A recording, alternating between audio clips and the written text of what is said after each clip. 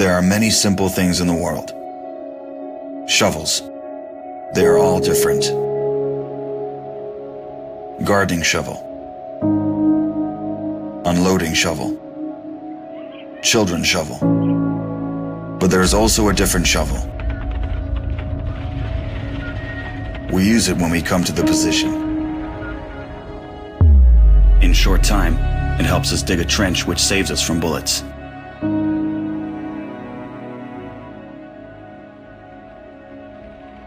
If a tank will pass over the trench, there is a high probability that it will not cause any harm to the soldier. We dig in the ground, deeper, and then connect the trenches with our friends to the left. In just a few hours, trenches are all connected.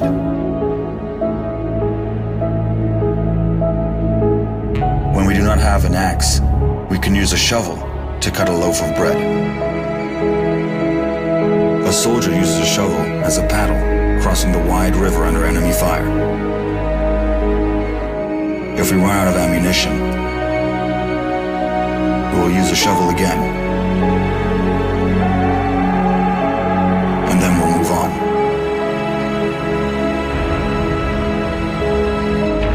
And when we get the order to stop, we'll take a shovel again and build around us an impregnable fortress. This fortress is defended by the Army of Ukraine, our army.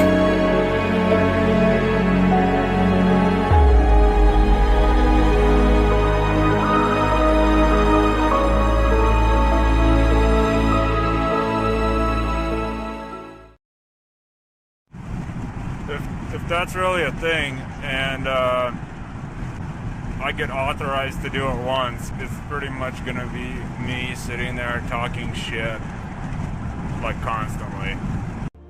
Freedom is the right of all sentient beings.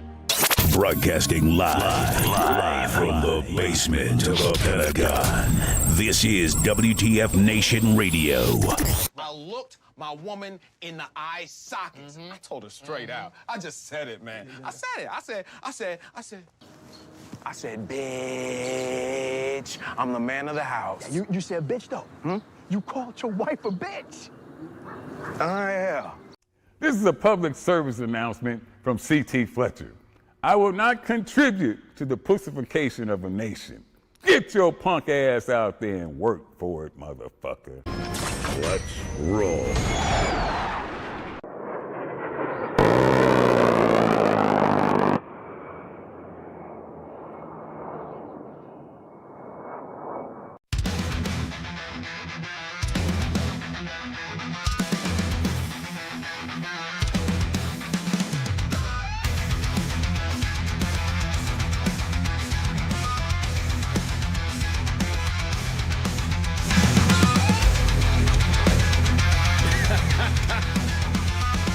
Broadcasting live from the Functional Veteran Center of Excellence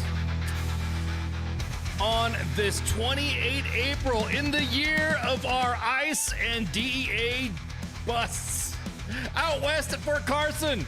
Man, woo-woo! How y'all doing today? Broadcasting deep within the basement of the Pentagon, somewhere in the Area 51, maybe somewhere in the Alamo. How about Space Force base out there in Vandenberg, or maybe somewhere in Cheyenne? Maybe we should return Jose from his retirement to bring him back to go report from Cheyenne Mountain from the Stargate. How y'all doing? This is a Monday edition. US Army WTF Moments, WTF Nation Radio. It looks like we're 5 by 5 on All Alive. 2 Facebook pages, 2 YouTube pages, 1 X account at US Army WTF Moments. So, how are you guys doing today? As a matter of fact, how is the 4th Infantry doing today? Sorry. Okay, just to get this out of the way, we were tracking this already, and we wanted to wait until all the media outlets got all their information out, because as soon as this event happened, immediately everyone was posting stuff to the inbox. How come you guys didn't post this yet? How come I said, this is a developing story. This is a developing situation. So why don't we just wait a little bit until we get the information out, and then we can discuss all the details. Then I'll provide you some updates from the WTF Nation Jock. And and this is from, what is this from? KKTV. I'm going to go ahead and just go ahead and go over that. I'm like freaking getting all these ads out of the way. So I just wanted to make you aware. For those of you that are not tracking, there was a large raid at a underground club. I didn't even know those things existed. Like a rave or something like that. Well, anyways, the DEA Rocky Mountain Division provided video to KKTV. Well, let's just hang on. Let me key this up for you guys. We can all watch and enjoy, and of course, video courtesy of KKTV out there. 2 Facebook pages. What was that? 2 of those gaming tards are still on the main page. What dummy gave them permission? What are you talking about? They broadcasted an hour ago. They're like an hour. They've been on for an hour already. Yeah, 2 Facebook pages. U.S. Army WT bombs, WT Nation. Anyways, so let's I know you guys, stop distracting me. Let's go ahead and take a look on here and see what happens.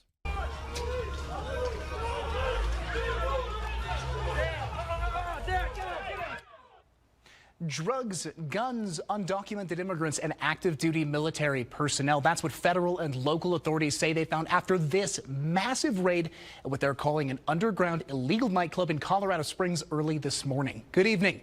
I'm Blake Salmon. Grace Kramer has the night off. Tonight, we're learning more about this operation. It involved hundreds of federal law enforcement agents as well as Colorado Springs Police and El Paso County Sheriff's deputies.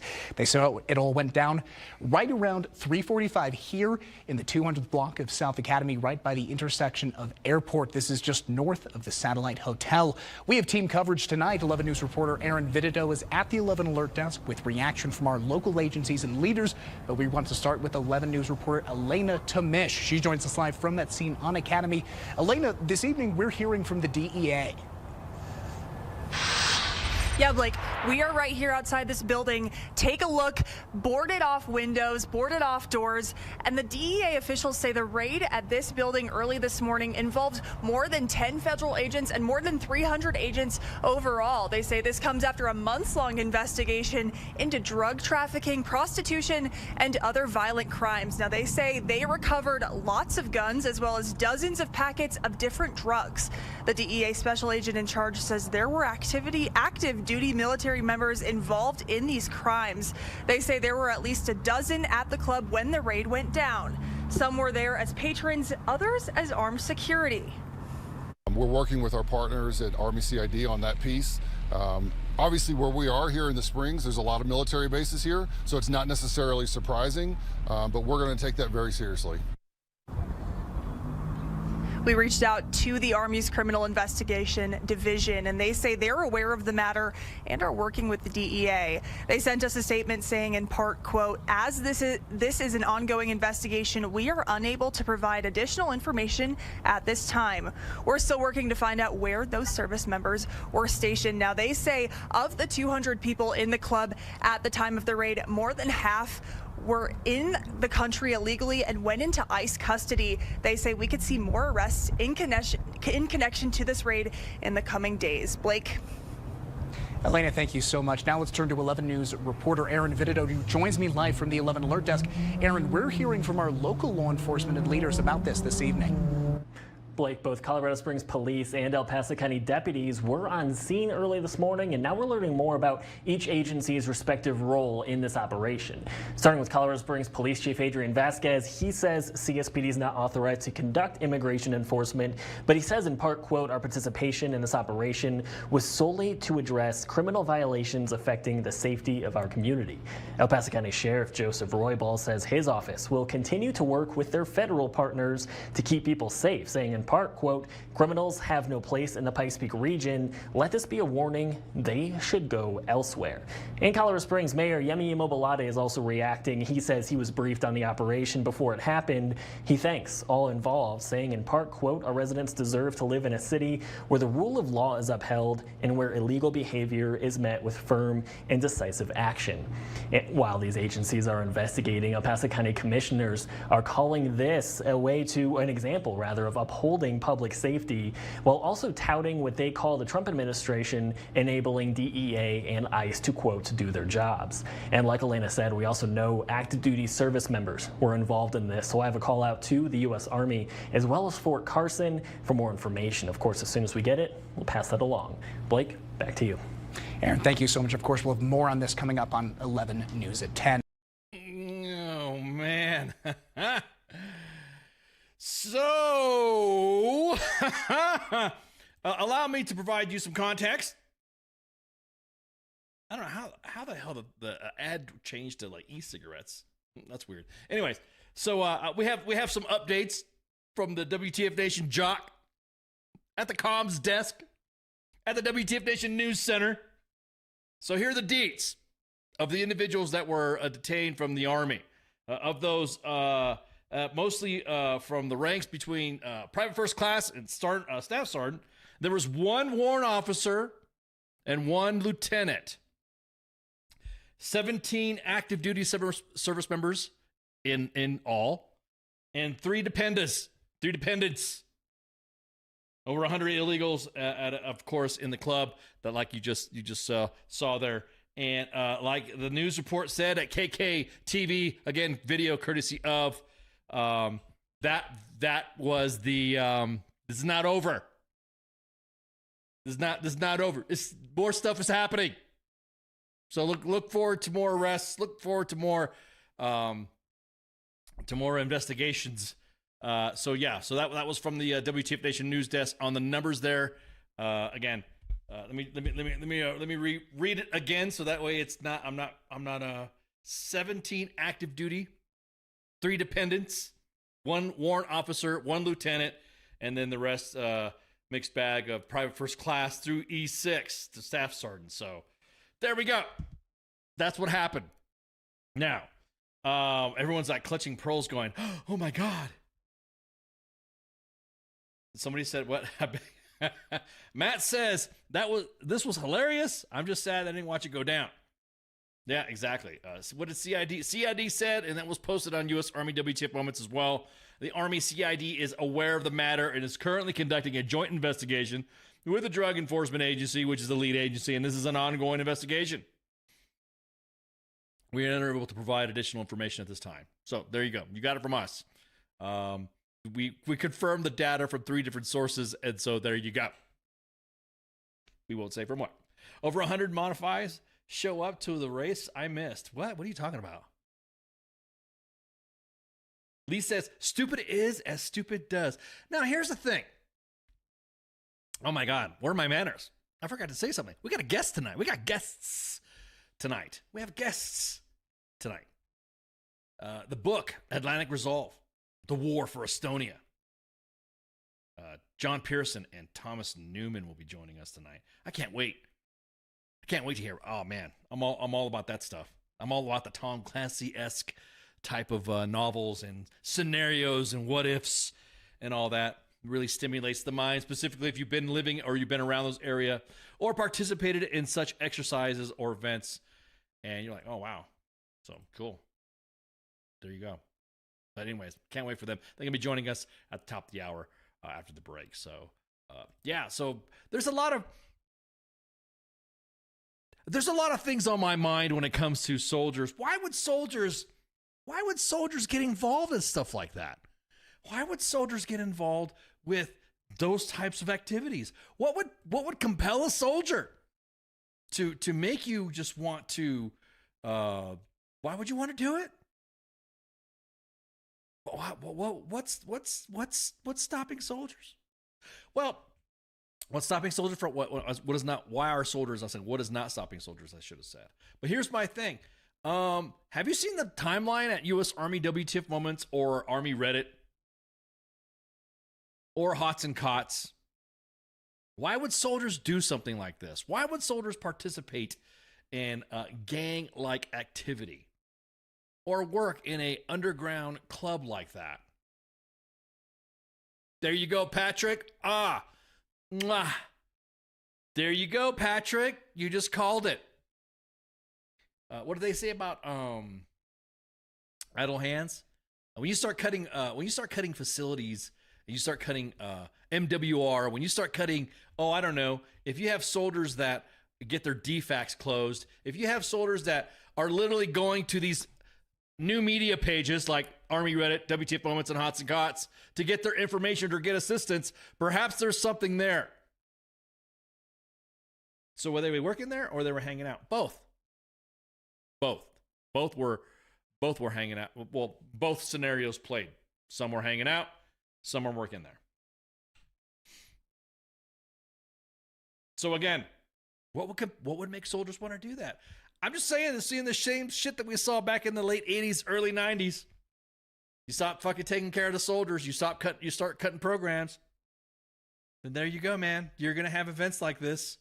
There was more pics that are being out there. There was one pic right here.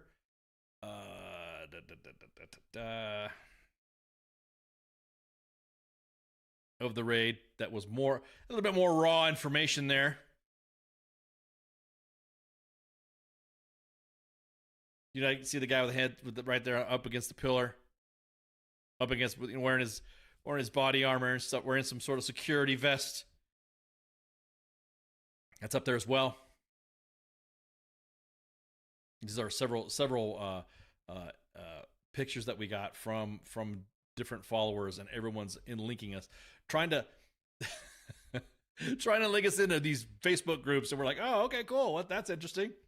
So if they were hanging out there, they have plausible deniability, they could get off the hook and all that. If there was working there, they're fucked. Exactly that, PIQ. That's a good point. I have attended certain establishments that I thought were legit. It's not my fault the business doesn't keep their paperwork straight. It doesn't matter. Now, if there are drugs or stuff being used there, consumed in the premises, you kind of like on a self-report type thing, right? You kind of got to get out of there because you're like, oh shit, there's some activities going on in here. They deported somebody's future Latina wife. Yeah, I'm just gonna say, you're probably correct on all those counts, guys. Again, I think it's funny. I just think it's funny that soldiers will be caught up in an ICE raid. So over the weekend, phones were ringing and messages were going off. Hey, do you know about this? Hey, you know about this? Hey, just saw it on the news myself. And then the influx of pictures and stuff like that came into the mix, and I'm just like, wow, all right, there you go. Pictures sent to us that were unredacted, pictures that were sent to us redacted. It's all over the web. Everyone's out there. Deport the troops. Yeah. What if soldiers are there illegal? Ooh, I think, and this is a situation. How can I? Boy, you guys are dropping some good zingers there. How can I get my tamales now? You're so mean, Musa. You're so mean. So again, just if this club had been on the blacklist, this probably could have been prevented. True, could have been. Could have been it all. Another image that we got that was in the inbox.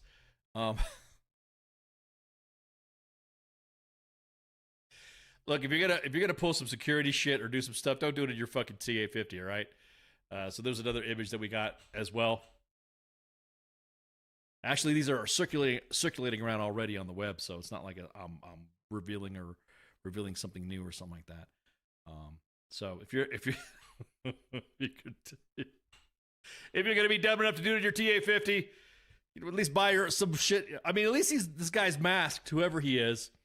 But like I said, like you saw in the video, they busted down that window and they all came scurrying out. Bad idea, huh? Right, exactly that, PIQ. Oh my. Let's go through some other ones in here too. There you go, man. Here's another one here. This is like, I will say the WTF Nation provides. There you go. There's another one here. Where am I going to get used tires from? Who's going to mow my lawn? God, you guys are dicks. Who's going to mow my lawn? Who's going to do my roof? You guys are dicks. That's not cool. You guys make it sound like only Latinos and illegals do that. You trying to say that all Latinos are legal? Or illegal, I should say. So the secret club, yeah, exactly that. The map showed you earlier, that you saw was off the highway right there, I guess. But yeah. More videos, more images, of course. Hang on, because I don't want to bust that person's Vamos mantequilla. There's another one here. This might get us zucked. Who knows? This one right here. There was a physical altercation that was happening in the venue. So I'm just gonna put this up right quick because I know Zuckerberg on live feeds and stuff like that. They'll take it down, take our shit down. So there you go. There's one image. So if you were paying attention, don't worry, you can probably catch it on the recording. But yeah, there you go. So there's the when the cops showed up at the door, most of the drugs hit the floor. So that was what the DEA said. The spokesperson there. But yeah. So anyways, pretty live out west, right? We're out in Colorado Springs. Where's this club? I don't know where this fucking club is at, man. I don't know. I do know that we got a lot of the memes are fucking hilarious that we got, and we don't know. Do we post the memes or not? Do we make fun of Colorado? Oh man, we got a ton of memes in there. I might have to send them to U.S. Army memes, so that way we can.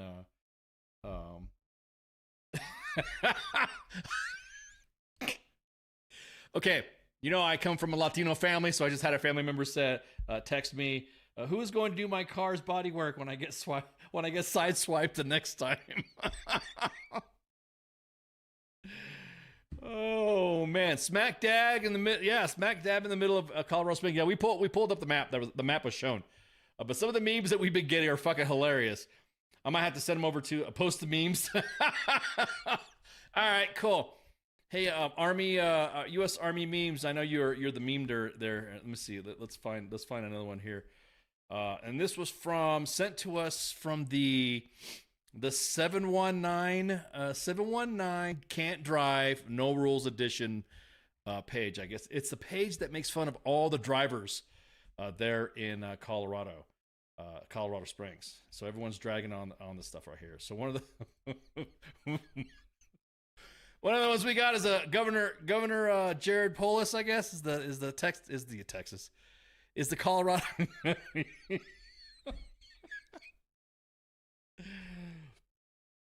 I thought I was the boss. You thought I was the boss of the club? Come on, man. No way, dude. I don't know anything about running a club at all. I go to clubs, but I don't know how to run a club. So, yeah. See what's another one meme in here. Let's see which one's going to get us busted out here. What was the other one that someone does? This is the one of the Hulkster. I'm telling you, brother, stop scrolling. Are you a U.S. citizen? There we go. Hell yeah, brother. Oh, man, this is fucking classic. I love it. You guys are awesome. The WTF Nation delivers out in Colorado. It was awesome. I love it. Let's see. What was the other one that we got in here? What was the other one we have? I know there's people throwing the Nazi stuff in here too, saying that we're a bunch of Nazis for allowing this to happen. Blah blah. Which kind of like, whatever. There's some pretty fucking heinous acts that you have to commit before I even consider you being that level of Nazi. You know what I mean? I'm not talking about, trucking skinheads like I used to back in the day. Sorry for my family members that'll listen. I always wondered, what were you doing out in the pier? Anyways, Human's not fucking around. Here's a good one. Oh, damn. This is a good, hey, Army memes. You in the chat, man?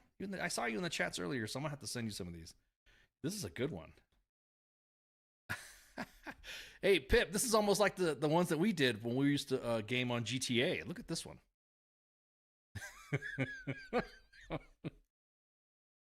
I don't know what the chuck wagon is, so that must be look. I love this. This is classic. Awesome. This is just beautiful. Hang on, let me see what other memes that we can grab out of here. Again, I don't want to reveal some of the names here. That way, there's another one here. Grand Theft Auto Pueblo. Hang on, let me check this one out. Oh shit! They even they just like the other one. Like they actually put the. There we go. Oh man, 719's getting all the blast today. That's classic. I like this one. See now after the show, I'm probably gonna have to hit up some of the old school WTF game people to jump on. We can do some GTA. Yeah, I've seen that. See, we keep getting the other ones. I'm just going through all the memes because there was a very, very repetitive meme display that we got. Are you going to any Cinco de Mayo events? Ooh, I don't know. That's a good idea. Cinco de Mayo is coming up. Cinco de Mayo though is on I think it's on one of the. It's Cinco de Mayo is on the. Now again, I have Cinco de Mayo next week. It's on a Monday. So, give you more juicy details. Those are the details that I have so far. And of course, we will update the WTF Nation on all this. Yeah. So this is this is classic. I love it. I love it.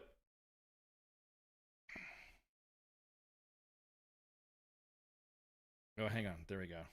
Hang on. Got some more details of the club. Oh, we got. Oh, whoa, man! I love. Oh, here we go. Got more stuff. Mexican Monday edition.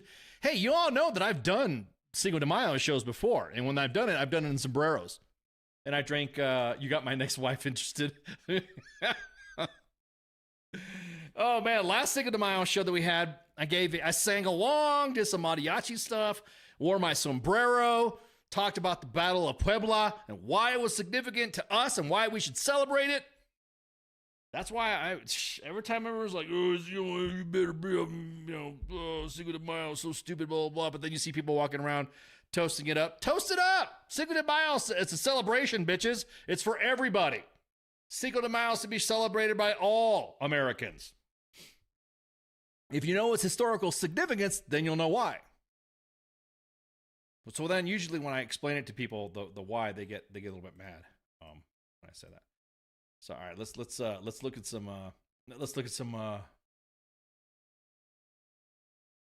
Hey, what's up, Alicia? Okay, here we go. There we go. Pew, pew. Pew, pew. Let's look at some of these detainment pictures. These are all sent to me again by the WTF Nation. You guys are awesome. Here we go. Oh shit! It looks like I got busted. Look at that one. Yep. Mm-hmm. Stolen cultural appropriation. No. Cinco de Mayo is not stolen appropriation. It is not stolen. The Battle of Puebla, again, I will explain it to you again. I always do this every Cinco de Mayo event that I get there. We'll be cracking a couple of Tecates, enjoying ourselves in Modelos, shooting up a couple of tequila shots. Hell, I might do the Monday edition from my kitchen. Showing you guys how to make some tacos or make you some breakfast or something like that. Do some beans and rice. We'll show you how to do some beans and rice. I don't know. How about that? Exactly. Do it from a taco truck.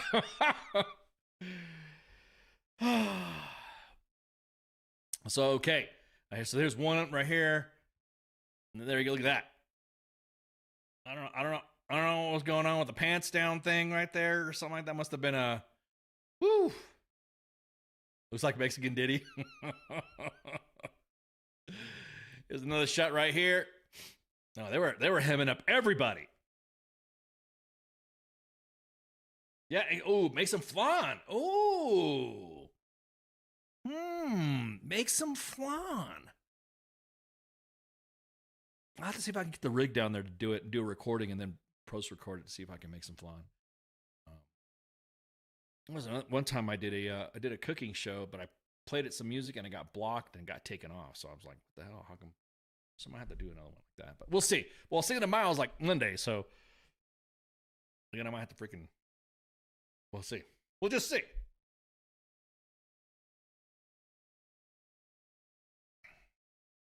You sure this was a gangster club and not a not a gay bar? This is a Mexican potato. Yeah. Ooh. Yeah. Wow. Yeah, man, at least this is totally throwing out the freaking, just totally throwing it out there. I'm going to start a petition today for the Germans. She don't look happy. All those flexi cuffs on the ground, too. Look at that.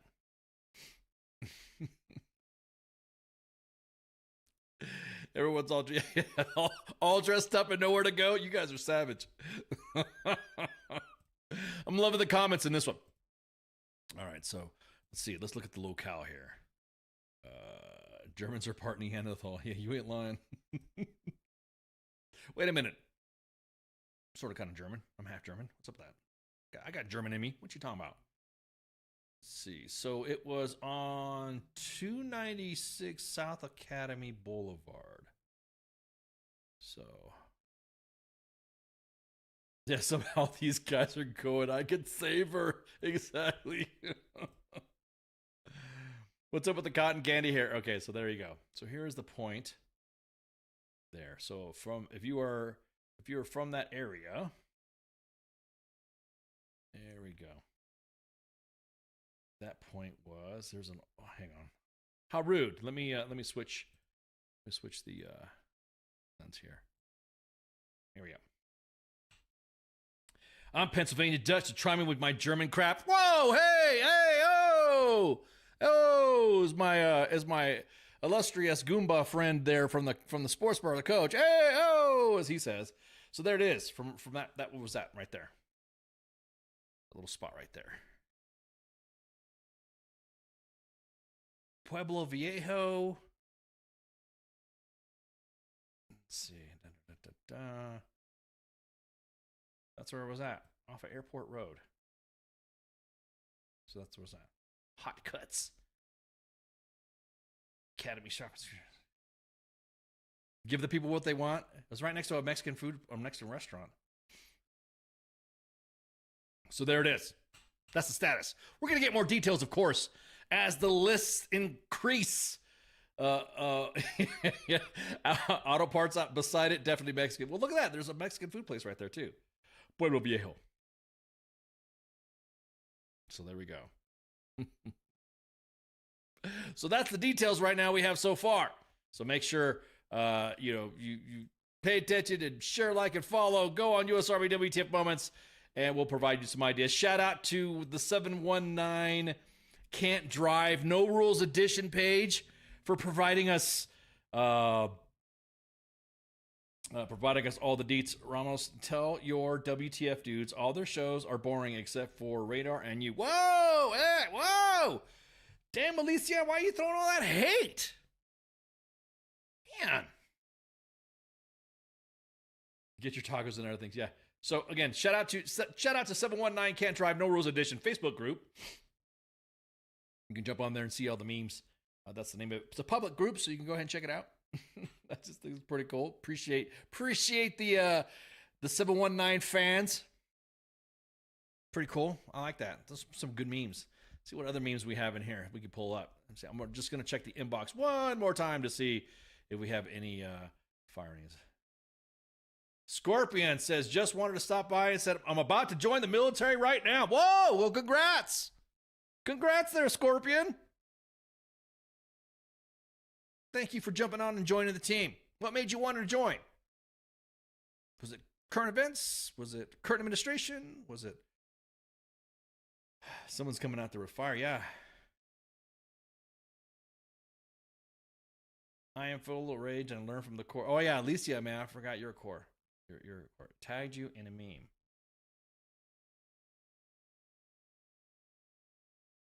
So hang on. Oh, we got more. Oh man. Ay, Dios mío, tenemos más. Anda pues. Espérate.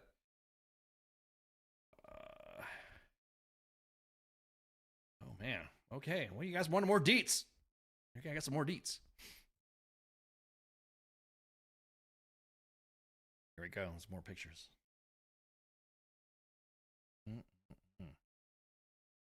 Marines always wanted to serve. Higher calling.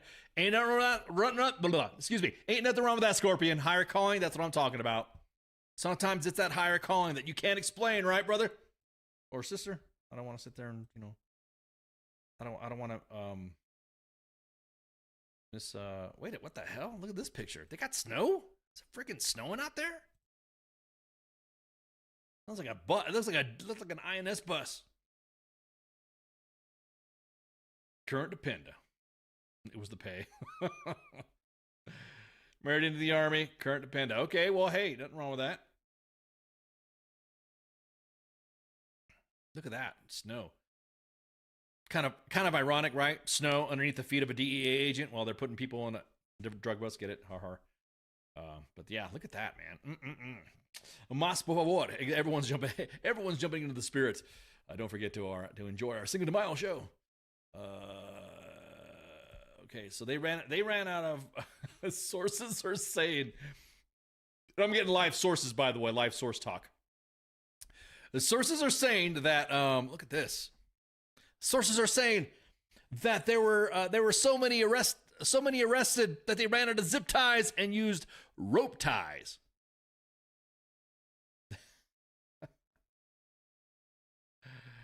Look at that. Got everybody in there.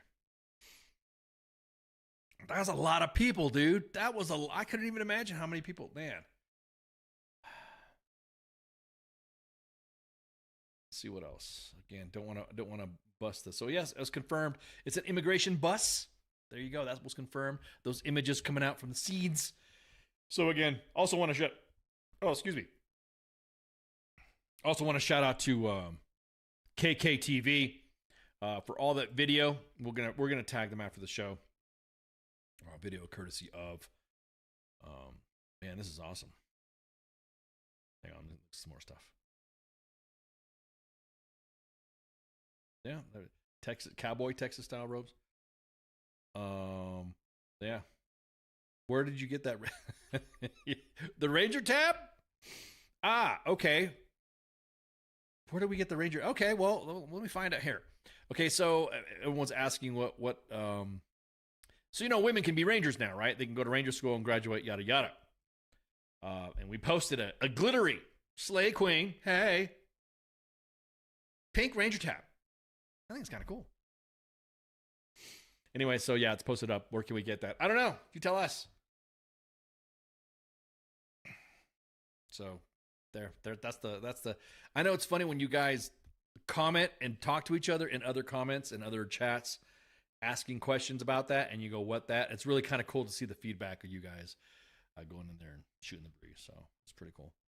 But anyways, yeah. So that was posted on today's on the timeline today. I think it was posted today, yeah. But anyhow. All right, so we're going to go ahead and take a break while we get our guests set up, and also we can get a lot of the technical sound and stuff. That way I can hit the head myself, latrine, porta potty, whatever you want to call it.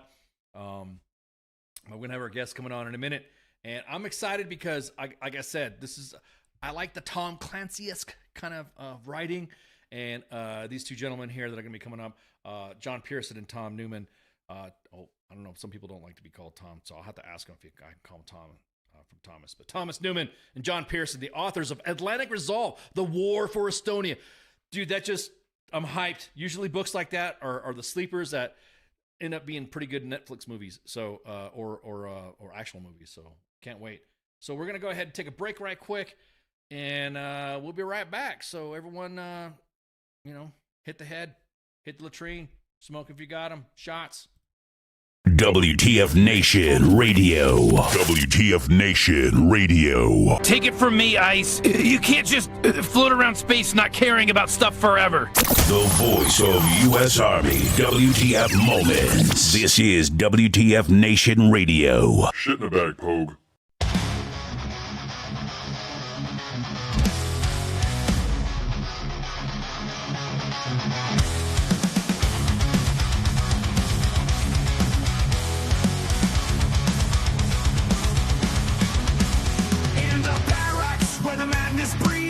Soldier's tale of wild misdeeds, from the chow hall to the PT grind. You won't believe the things you'll find. Drill sergeant's rage, a fiery storm. Private tensions far from the norm, in the shadows where the secrets lie. Army WTF you can't deny. Army top of the stories unfold. In the heart of the chaos the truth is told. From the field to the base the legends grow.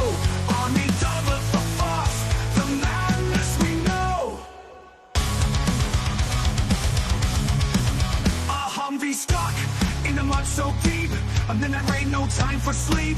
Emerge straight like gold in hand. The strangest sights in this foreign land. Drill sergeant's rage, a fiery storm. Private antics far from the norm, in the shadows where the secrets lie. Army WTF you can't deny. Army top of the stories unfold. In the heart of the chaos the truth is told. From the field to the base the legends grow. Army double the force, the madness we know.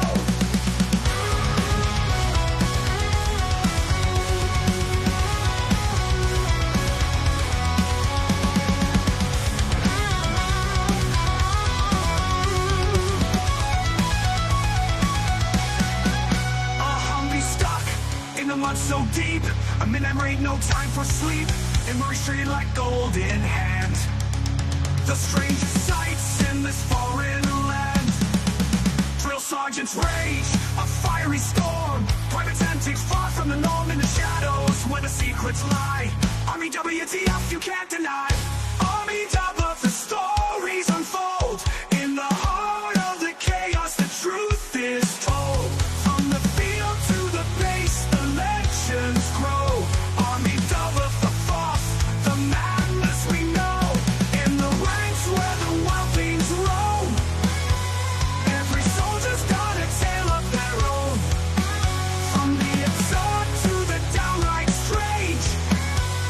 Army double the force, it never will change. She'll raise a glass to the tales untold.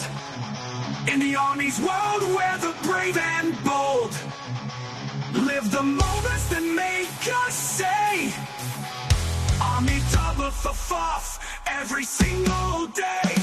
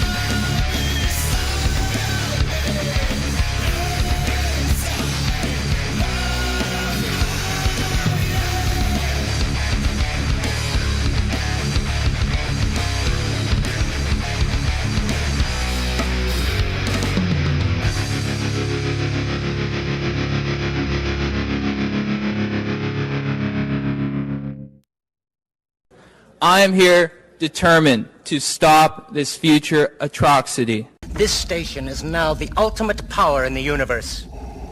I suggest we use it. The voice of U.S. Army, WTF Moments. This is WTF Nation Radio. I find your lack of faith disturbing. Everything stated on WTF Nation Radio is to be considered the opinion of the person that stated it, and not an official representation of WTF Nation Radio or U.S. Army WTF Moments. Price does not include tax, title, or license. Some assembly required. Each item sold separately. Batteries not included. Objects in mirror are closer than they appear. If conditions persist, contact a physician. Individual results may vary. Keep out of the reach of children. Avoid prolonged exposure to direct sunlight. Keep in a cool, dark place. And please enjoy the show. Shots.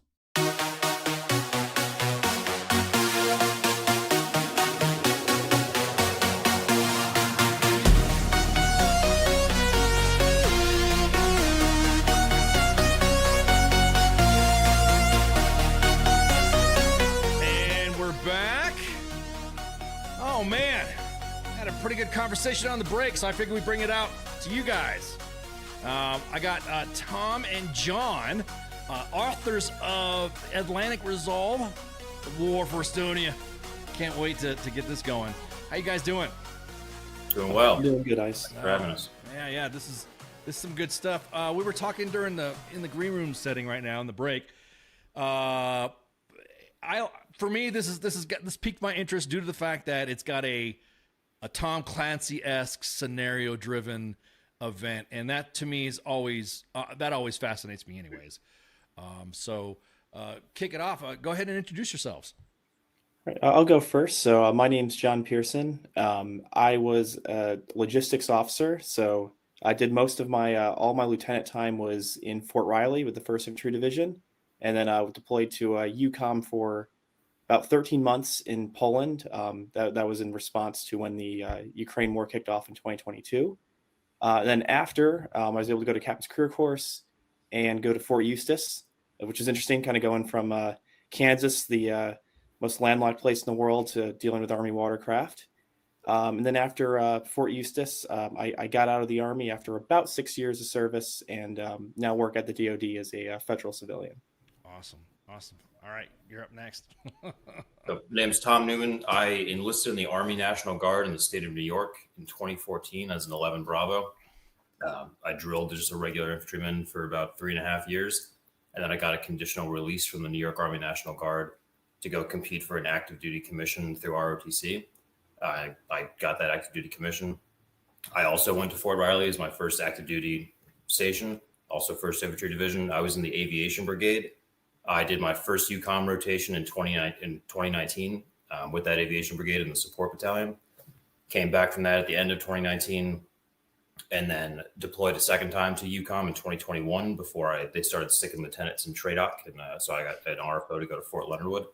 Stayed there for a year, went to Captain's Career Course, then also went to Fort Eustis. I got out of the Army in August of 2024. I commissioned as a logistics officer, by the way. And now I do logistics for the Department of the Navy. Oh, wow. Yeah, that's so awesome, man. So we got heavy aviation background. Oh, this is cool. So how did you guys decide to kick up a book like this? John, I'll go first. Because everyone has an origin story. So. Oh yeah, I mean, so one, like, we're both big history nerds. Like I grew up. My dad was a history teacher, so like a lot of even like why I ended up joining the Army was because I just kind of grew up reading and watching, like as you said, like Tom Clancy and everything. Mm-hmm. And kind of the reason we wanted to write this is, one, like we felt like we have the experience, and we know there's a ton of kind of like Cold War gone hot scenarios. There's a market for this, but we kind of wanted to focus more on like a modern day scenario, which there still are some, but what we found is a lot of the modern day scenarios, they go very much into like, the special forces and the commandos, or like these crazy cyber wars. We're like, why don't we just take like the most, first ID, just a very normal armor brigade combat team. We put them in like a very normal European rotation, which, we all know and are experienced with. And it's just like that. Even though it's a European rotation, you still, for whatever reason, end up working 17 hours a day because you're doing all the, the rail operations and all that stuff. So like, it's tough, but you're comfortable because you don't really think it's going to happen. And like part of the idea of the book is, there is a reason we're over there. With the whole deterrence mission. The idea is, all right, you take this kind of normal rotation, you take these just normal average soldiers in 1st Infantry Division, and then suddenly the rotation just very quickly turns into LESCO, and it turns into you have to kind of put everything that you learned to test. And we wanted to write something that was realistic, but also showed that it's not going to be like we're going to be these like precise, perfect killing machines. It's going to be, logistics is going to be tough. SOPs aren't going to be developed. There's going to be all these issues and problems. And, a lot of the Russians, they're going to have experience because they've been fighting their own war for several years. So it was going to kind of look at both the vulnerabilities of, the United States and NATO and some of the difficulties we'd have in responding. And then also just trying to give people more of a clue of, how it's like to, live as a soldier. So yes, we do talk a lot about the technical stuff, but we really wanted to get in kind of you're still doing the layouts, you're still doing a lot of those bland things that are important. You're going to staff meetings and having to do these pretty monotonous reports. We wanted to really empathize the realism and the staff processes and just what it's like and how it would be like to actually fight the war. Because any of these types of things, it's not just going to be like a special forces operator in the field. It's going to be a lot of painful staff work and Well, no, I mean, it's kind of funny because one of Tom Clancy's books that turned into a game, Ghost Recon, is what created that same scenario. SF guys going out doing some training with the Georgians, and then the Russians invade and enter into Tbilisi, and so it's kind of brings that same thing. But I'm like you said, I'm glad to see that we're seeing how do I say this? A big army, a regular army, because you're not hearing about these super secret insertions or working with whoever. You're actually guys doing a layout, and all of a sudden stuff kicks off. So what was the reason why you decided to go with processes though? I mean, that's a curious one right there. Sorry, what was that process? The staff processes, I should say. What was the reason why?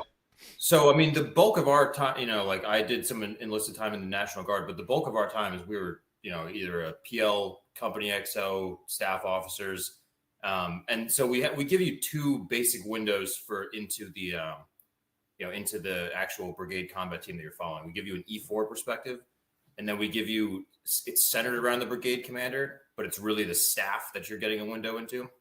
And so those are those are just the two ways that we decided to tell the story. So the story of the brigade combat team, you're getting it's centered around the E4, but it's really his team leader and two other soldiers, and then the brigade commander and centered on his staff. So the log syncs, an interesting, something we imagined multiple times is what does the first command and staff meeting look like after all right, now it's real. Now you're not just on a Yukon rotation anymore. Now you're in large scale combat operations. Is the S1 still going to brief PCS awards? Is that still, what does this look like? And there's no, it's not like they got a text on that day of well, so that was another question we answered from the E4 perspective of initially when it doesn't seem super real, they get told to turn in their phones. And so people are I don't know, man, I kept my phone on me through NTC and no one caught me. So I'm going to keep my phone on me. I'm not, no, this isn't real yet. I know the Russians are doing their FTX over there, but I'm not turning in my phone. And then it really happens. And it's oh man, some people actually kept their phones. This might be a real problem. How are we going to get, we need people to turn in their phones. Right. So just real quick, I put the link to your book that's got the sample and the Amazon click there inside the chats because I wanted the audience, and I'm glad you brought that up. You've laid out already, and I mean, that's one thing. I don't really think that you're worried about spoilers if you put a sample in there because that's usually kind of like a movie teaser. But you go through the whole I mean, my favorite, Specialist Wojak. Yeah. I mean, the comment that got me laughing was Chapter 7, Specialist Wojak, shit just got real. Yeah, right. Yeah. So how were you guys able to war game that? How are you guys able to war game the S1 isn't going to do this? How are we shifting from the asymmetric battlefield that we're used to LISCO?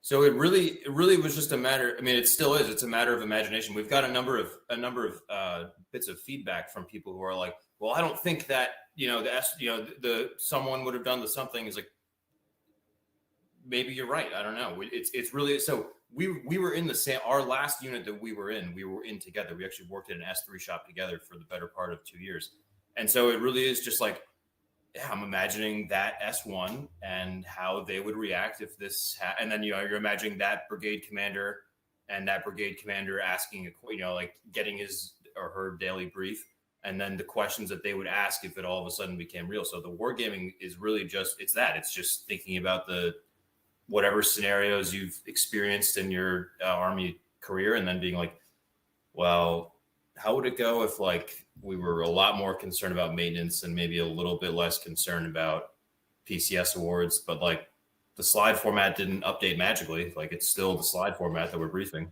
Are you Go ahead, John. I'm sorry. Oh, and then also like we also look not at the staff processes, but also like the staff doesn't just do staff process. They have to set up the talk. There's all these things that go into it. So like for example, we have a scene where like they get hit by some Russian artillery, so there's UXOs everywhere. It's like you're not going to be able to call EOD to like nicely pick it up in the situation because they're going to be extremely busy. So we're just like what would Sergeant Major do?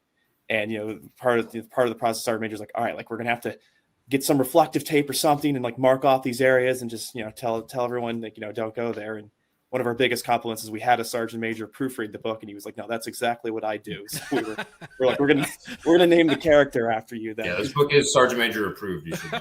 Yeah, exactly. Did you have it? Okay, so you had it Sergeant Major. Did you have a big Sarge approved? That's the bigger one. The big Sarge, or yeah, we had a number. We had people kind of all up and down the like a command structure. Right. This reads through. Yeah. What made you decide to pick Estonia? What was the reason why? And Atlantic Resolve to begin with. So I think Estonia is probably the country that would be the most vulnerable to Russian aggression. I mean, the reason we went with EUCOM is stick with what we know, because it's like we try to of course we try to write about like the air war and stuff, but we're obviously going to be a little bit less specific because we don't want to look foolish because I don't exactly know the intricacies of a seed campaign. I just know that it needs to happen. Right. So for us, we're like, okay, we kind of know how the logistics and everything is laid out in Europe. And how we were going to get there. And the logic was for kind of what the book is we wanted to give the Russians like a realistic, chance of victory and like what they would think. And Estonia kind of is consistently I've seen is like the most vulnerable NATO state. And I know there's the standard, they're going to go through the Suwalki Gap, cut off all 3 Baltic states. But we wanted the Russians to be a little bit less ambitious, because a big part of the book is that initial phase where the Russians are like, look, because we have the Russian president as one of the perspectives, and the Russians are like, look, when we went into Ukraine, we went in guns a-blazing, and that that really reawakened that Ukrainian patriotism. They fought back hard.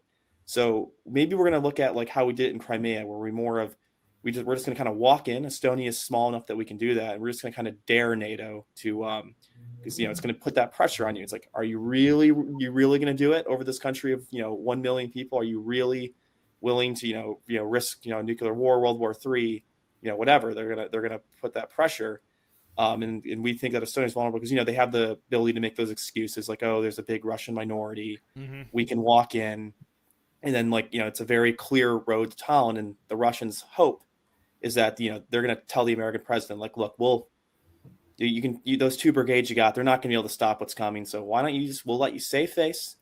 You can evac them. You just let us have Estonia. It'll be quick. It'll be bloodless. We're not going to, fire a bunch of missiles. We're just going to kind of have them say like, look, it's futile. We're a country of 140 million. All your allies just abandon you. You're alone. So like, why drag this out? Why, the result's inevitable. So the timeline then goes from present time all the way into what, 10, 15 years into the future, just about? Goes to 2033 is when when we have this taking place. So we going back to the war game scenario, like we talked about with the staff meetings, we really did try to red team this from the Russian perspective and say, what would be kind of the biggest nightmare scenario that the red team could throw into NATO's lap, and then we'll kind of just imagine how we think it would play out from there. So hopefully this doesn't fall into the enemy's hands. But. It's kind of cool in a way that you're. Just because anytime there's a book that has to do with Russian strategy or something like that, our adversaries pick it up to read it as well. So did you have a little bit of like messaging in here that says, hey, look, we also red teamed your ass, so you guys don't even try it? And did you put any underlying themes like that, or no? Well, hopefully, if they read this book, they'll go like, hey, this seemed like, they'll in maybe about the first half, they'll be like, yeah, this seems to be good. This is a good idea. We should try this out. Yeah. And then maybe by the second half, it's like, okay, it's a fully fleshed out scenario. We basically got to war game this. These Tom Newman and John Pierson war gamed this for us. Yeah, I don't know. Spoiler alert. Doesn't. Yeah, spoiler alert. Russian doesn't win. Good guys do prevail in the end, although we do. It is, it still is. You see the the final chapter is called "The Setback and Nothing More." Like, we're not going to pretend that some small engagement one time would. If the Ukraine war doesn't put an end to Russian ambition in Eastern Europe, then neither will a limited engagement in the borderlands of Estonia. But yeah, I mean, we did red team it thoroughly from them, and if they read it, they can thank us for our advice. Yeah. And from that red team perspective, we're just very determined, one, to not make the Americans out to be like these super soldiers. Sometimes you read these books where like a private bayonets a Russian colonel and they're cracking jokes and it's like really fun, or even the enemy, like they start off really competent and then it's like the typical story, right, where like the bad guy wins at first.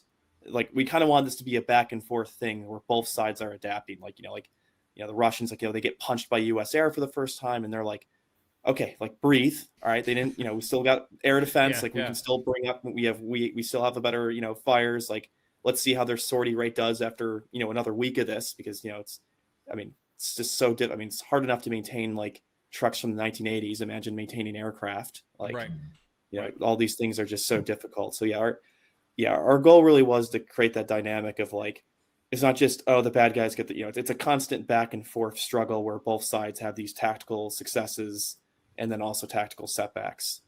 Reading the preview, you can see the tension build up. Like you can kind of see something is about ready to kind of, okay, what's going, just by the timeline that you posted, that's inside the summary real quick. It to me, I'm like, this is going to be good. I mean, this is again, being from going through exercises from the European background myself, I like a good exercise. I like a good red team. I like a good, scenario, and all the pucksters when you're out at Building 100 out in Homefells doing these crazy scenarios. You're like, ain't no way that's going to happen. And the next thing you read the news, I'm like, holy shit, they're really doing it. Did you guys get involved? Did you guys involve any Estonians or any individuals that worked with, how do I say this?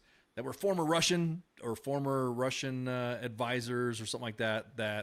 And I'm not talking about like Russians, like somebody from UCOM, somebody that some Russian analysts from UCOM to kind of flesh out some of because right now the one that came out that kicked out to be the most was the death of a Russian official, and so that was like, oh, okay, what was their reaction to it? Because a big part of that timeline too is just to give, we're pretty, we follow the Ukraine war very closely, and we're like, every day we're looking for updates, things. But we understand that not everyone does. So a big part of the goal is to, show the buildup. Then once we get to 2025, 2026, that's when it kind of becomes more fiction as we start to speculate like what could happen.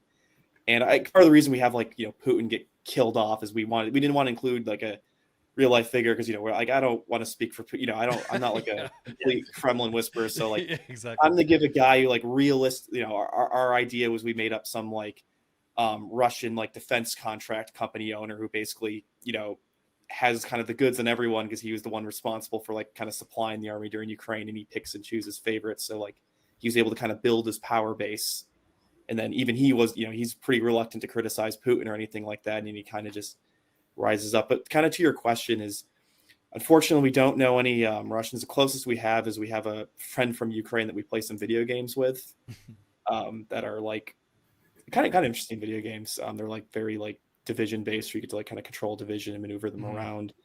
Sorry, go ahead, John. Oh, and I was lucky in that I did get to do a couple train exercises with both Estonian and Lithuanian troops. Okay. So like it helps us when we have the Lithuanian brigade. Like, I call them Iron Wolf because that's like their name. I'm like, there's just no way I would have known that if I wasn't trained with Lithuanians. But we didn't always have like an expert whispering in our ears, but we did, did as much research as we could.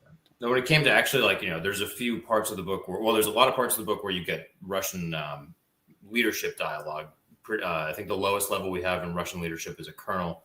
And then it goes, it's predominantly along the president lines. And then we also have some interactions with some Russian soldiers from other perspectives. Those things they're not informed by personal interactions, but you can go online and you can watch Telegram videos of Russian soldiers. It's a very common thing in the Russian military culture is you make a video and you appeal to whoever the president, not videos, obviously, but even back in the Tsar days, it was a very common thing for Russian soldiers write appeals to the Tsar directly. You'd skip all the leadership, right? And you'd make an appeal that implies that the Tsar or the president, whoever it is, they're kind of this like all perfect being, and it's only the local leadership that has created this bad situation for them.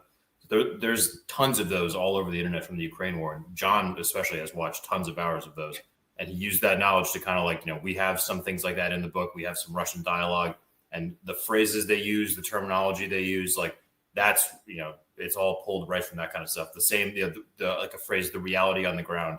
Russian leadership loves using the term the reality on the ground whenever they're going to negotiate about, what a ceasefire is going to look like or something like that. So it's not informed by our personal knowledge or our personal relationships with any Russian leadership or anything like that, but certainly all the content that they've put out onto the internet has made its way into our book. No, they've really, in a way, they've kind of, how do I say that? They've kind of put it out.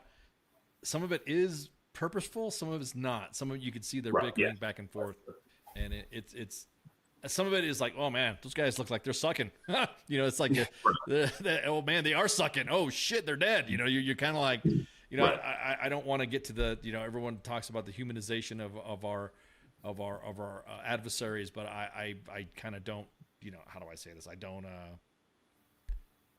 in the event right now, currently with what's going on with Ukraine, I don't care. If they're going through some shit, I personally feel that our policy of letting them, letting Ukraine, destroy them or do a massive attrition of their military, to me I think is good for us. That's just me. And so to kind of like see them, God damn, dude, you guys are sucking. Yep. All right. Sucks to be you type of thing. I don't want to throw that NCO side of me out of it. Oh, sucks to be you. Maybe you shouldn't have, invaded Ukraine. Is there any of that dialogue and bickering inside the novel as well? Yeah, I mean, so like one of the Telegram videos I literally took, like, they were complaining about Ukrainian drones. I'm like, okay, we're gonna place like drones with like American airstrikes because that's something that they haven't really faced. Mm-hmm. So we have like those complaints, but like kind of for the moralization of the Russians, like we do show like the Russian soldiers, they're not like they're not like these like crazy sadistic like monsters who just want to like conquer. Like we do show some of the soldiers' perspectives and even the officers' perspectives. But we also do kind of want to show is I think especially with the the Ukraine war, there's this like human desire to make every conflict like, oh, there has to be shades of gray because it's like black and white, that's childish, and there has to be this complex reason that Putin's invading Ukraine, or there has to be this really complicated reason that they're invading Estonia. It's like sometimes it's like a Disney movie, there's just an evil witch who's just jealous that you're prettier than her and she's just gonna attack you, and it's similar with our logic with Russia in this book. Is they're like look, they have clear goals, they want to they feel that their position in the world is lessened since 1989, and they want to kind of regain control of their sphere of influence, and they see Estonia as just an easy target for that, and they see the chance for like a bloodless victory, and that won't that they've learned their lessons from Ukraine, so they're going to try a different approach, and that they do have these kind of their historical behavior kind of indicates that they're not done expanding. Yeah, I was about to say, is there references going, man, we shouldn't, this is what happens when we, like, if there's, how you always talk about, well, we didn't do this in Afghanistan from an Iraq veteran point of view, you know what I mean? So I'm wondering is that type of dialogue in there as well? Is that kind of some self-reflection? There is some of that. So there's some dialogue between Russian officers where they're talking about like, like we did X in Ukraine, or especially when they compare it to Crimea, because they're definitely going for a Crimea style victory in their initial plans. And then when that becomes not the case, then you have some dialogue of like, it's not happening. Like we're not, it's like we're facing an enemy now that has different capabilities than what we were used to in Ukraine. Maybe we should or shouldn't do this. Mm-hmm. And you kind of get a little bit of back and forth between Russian officers. But there's definitely some dialogue like that in there. Has anybody come out and said, like, from a senior, without, I mean, and you don't have to give names or anything like that, but has anybody come out from senior leadership, Army leadership, or from UCOM, or from any of the exercise centers saying, yeah, this is I like this. I mean, you guys are already getting some good ratings on it already, so I'm like, and we've had a few people who I don't think they're very senior, but they've definitely been like, whether they've just gone through Captain's Career Course, something like that. They're like, wow, this should be. I think we've had an 11 Alpha, so an infantry officer, respond to us and be like, wow, this is like, I want this to be in my Captain's Career Course. We've had a few logistics officers say the same thing. One E7 was just like, wow, yeah, I want this. I'm having this in my next NCOPD. Just to bring it back to the previous question just for a moment.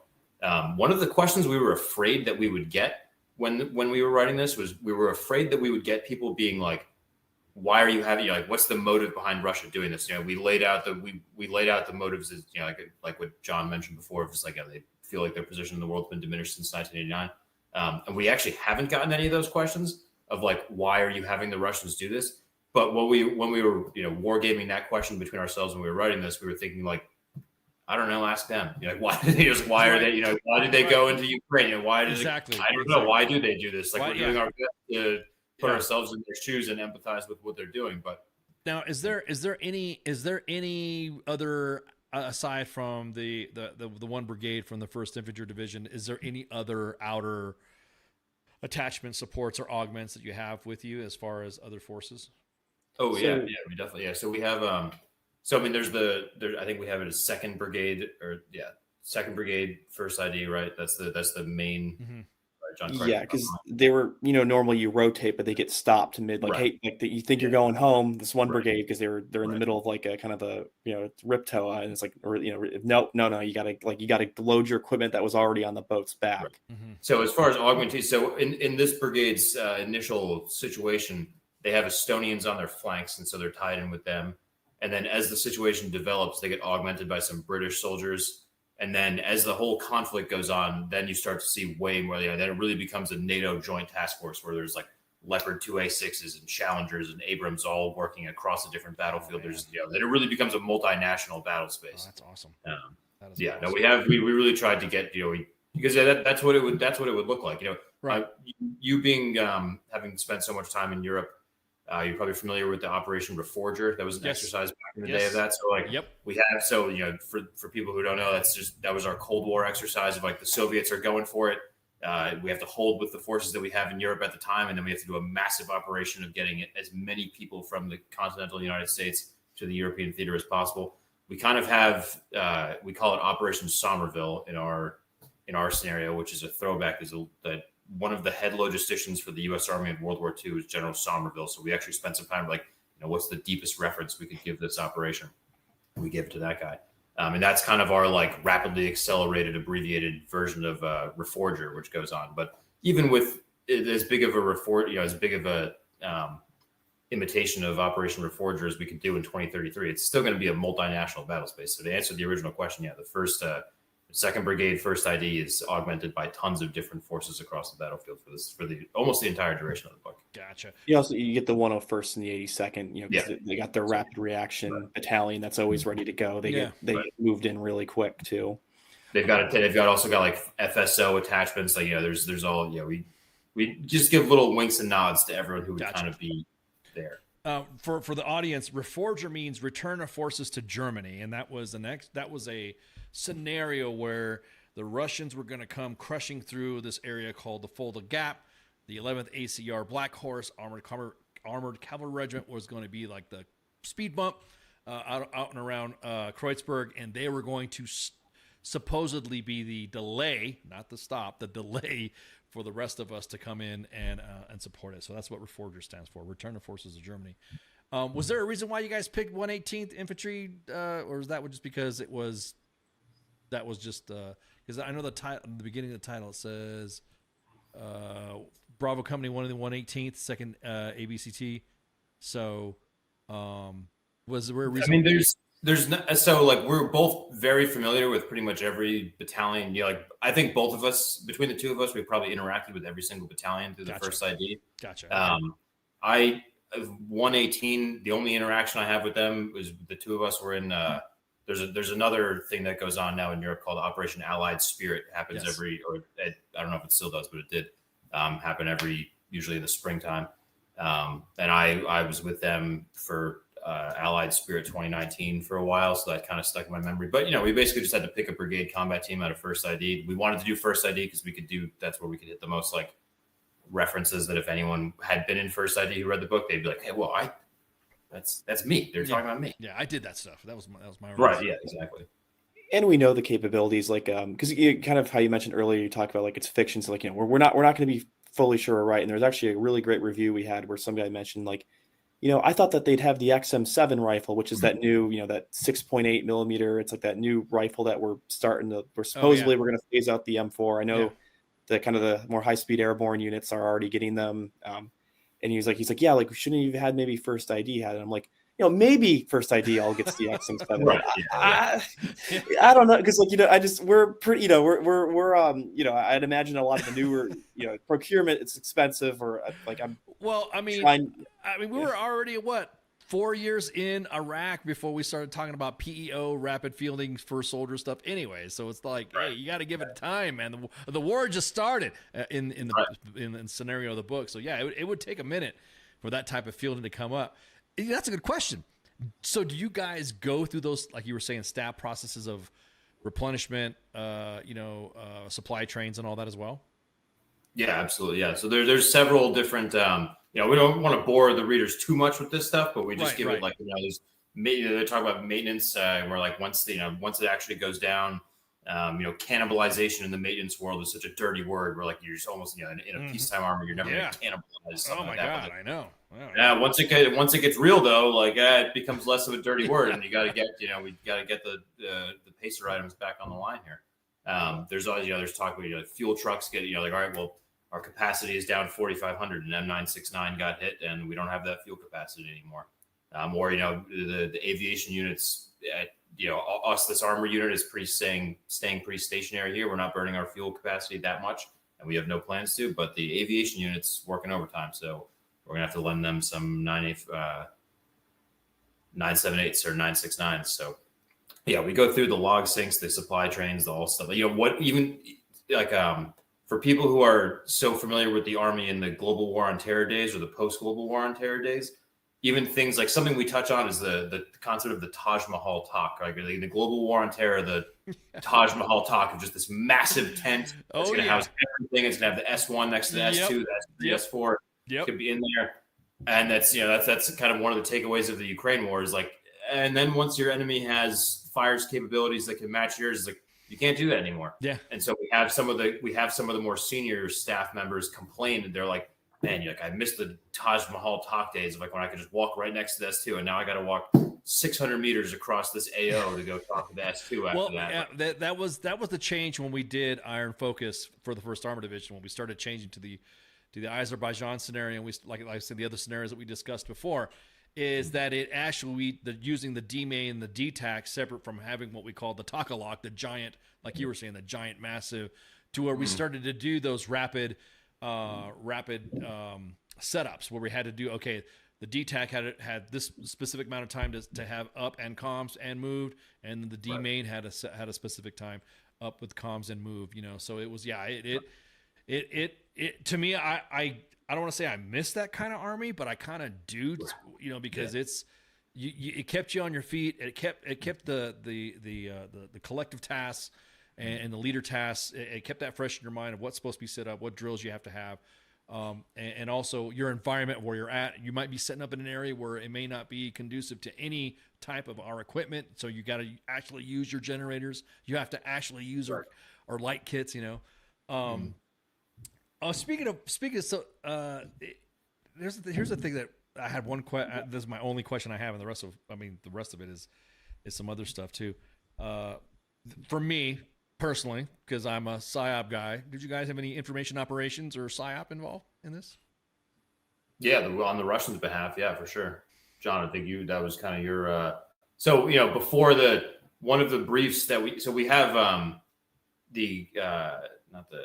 what's the Russian? Oh, yeah. So we have like their FSB had, because a lot of it, it's a lot more focused strategic. So it's not necessarily, like they're dropping leaflets, but the idea is just to flood social media with all these, confusing things of like, in the goal. And again, in the Russians, we even have them admit, like, they're like, look, we're not going to be able to make ourselves look like the good guys here.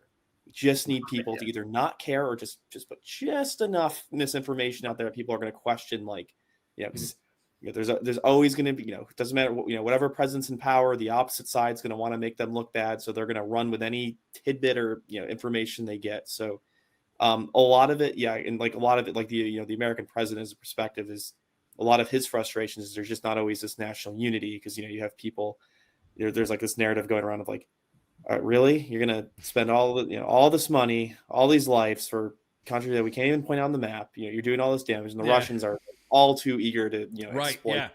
It's happening right now, just for American support for in the fight, to support Ukraine. I just kind of look at it, I'm like, God, man, it pains me to see how much of our information operations counter propaganda. I'm like, come on, guys, let's get in the stick. I mean, we need to be. I mean, I'm sure there's some other stuff that we don't know because we're out.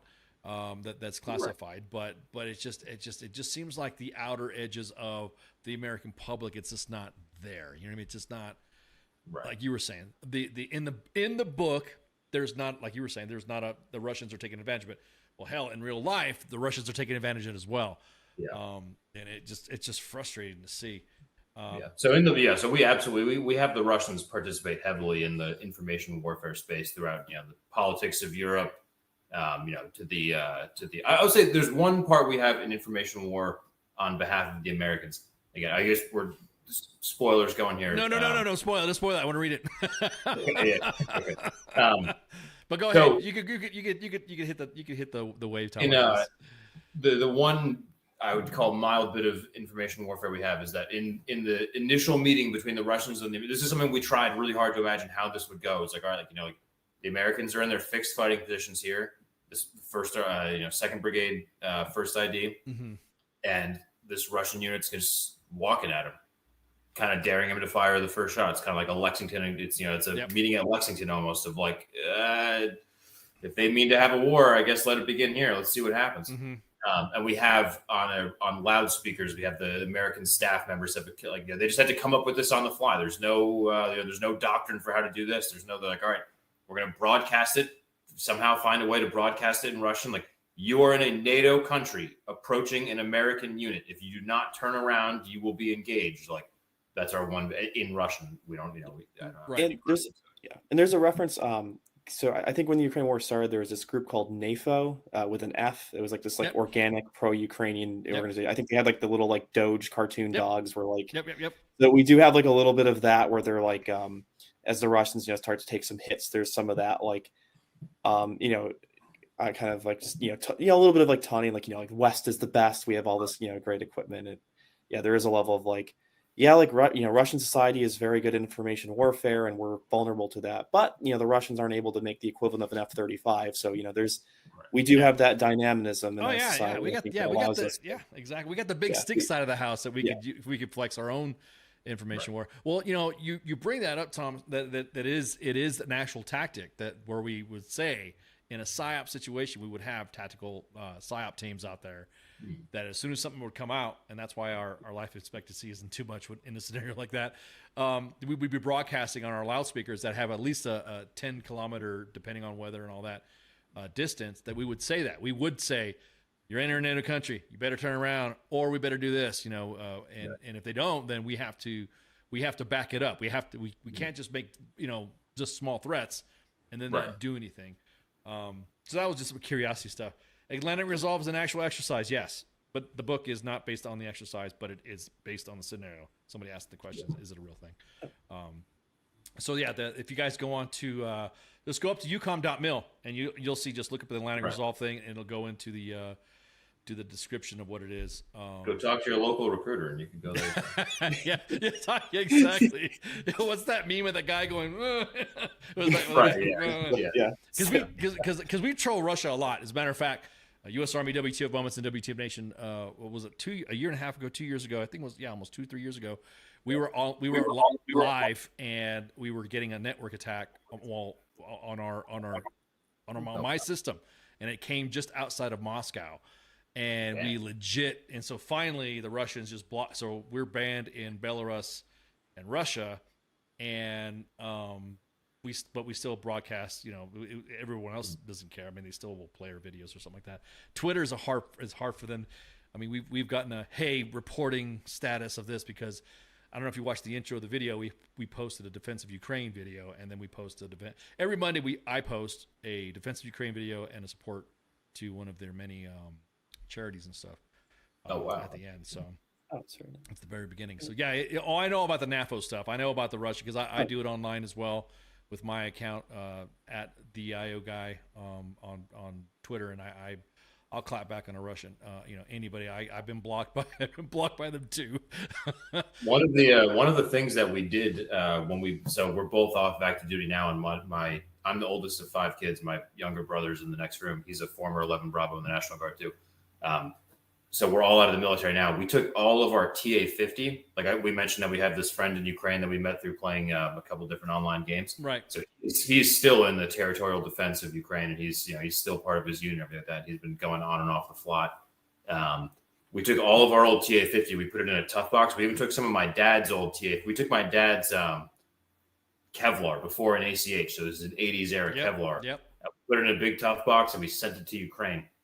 And I actually got the shirt here. They sent us back. They sent us a picture with all the TA-50 on the, just in the back of I don't know what kind of truck it was. And they sent us the T-shirt of their, I guess this is their porn group. 40. I think that's a 40K reference. There. Yeah, exactly. Yeah. Corn, the blood for the blood god. Yeah. Oh, that is so awesome. So all of our TA-50 is somewhere over there, and I paid for a good amount of it. I had a fat bill coming out of CIF. So,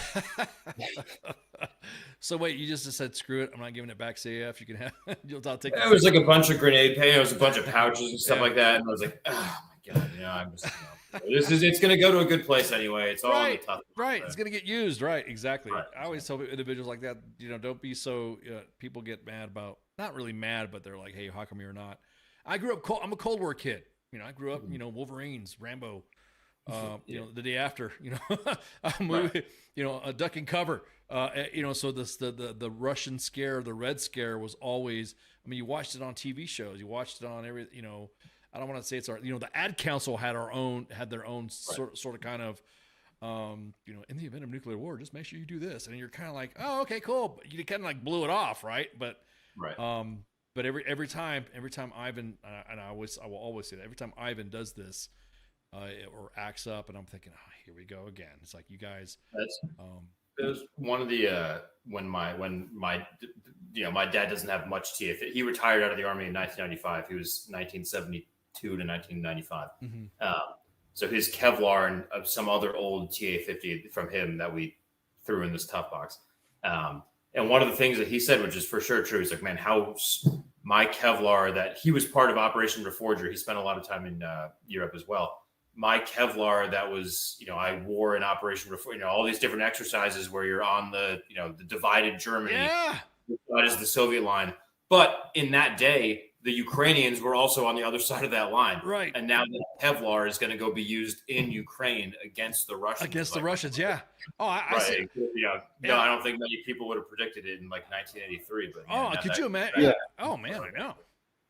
No, and something also kind of with the PSYOP, what we do also is I think that the United States military in itself is kind of like if you're opposing us, would be kind of a bit of a PSYOP, because it's like there is a certain mystique. Like, yes, we fought in the counterinsurgency, but no one since really Desert Storm has really seen like what we could do in theory if we were just like, all right, no restrictions, no rules of engagement, we're going to just, and like there is that kind of fear for the Russian side of like, okay, like what happens if they do just send their, just the ridiculous one about 35? You see a lot of footage from the Ukraine war, and it's, it's kind of grainy. You see these like kind of like the cheaper drones and elements, and like you do sometimes when the U.S. military posts footage of like, what we're doing. Like, yes, it's an uncontested airspace, and we probably couldn't fly like a fighter just over the air with impunity like we can do in Yemen, but you do just see like, there's a lot of precision, a lot of things that go into this, just like a crystal clear HD image of just like 30 guys getting like smoked by some, bomb that's like more, it costs more than like a GDP of like a small country. So there is that, like, they do have that fear of like, okay, we crossed the border, are we just going to get hit with like